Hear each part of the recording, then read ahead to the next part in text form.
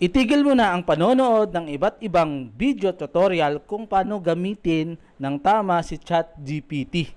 Alam mo ba talaga kung sino ang pinaka-expert? Siya mismo, si ChatGPT. At makakatipid ka na ng 500, 1,000 o higit pa para lang makabili ng courses or mga tutorial. Ganito lang yung gagawin mo. Pag nandito ka na sa ChatGPT, type mo lang is paano gamitin ang ChatGPT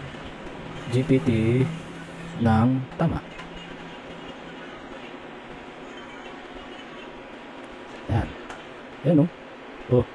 Magbigay ng malinaw na context. Sabihin ang layunin mo. Gamitin ang iteration, ulitin at i-refine. Turuan mo siya tungkol sa'yo. Gamitin siya sa iba't ibang bagay ng hindi lang pagsusulat. Mag-set ng tono at format. Fact check at personalize.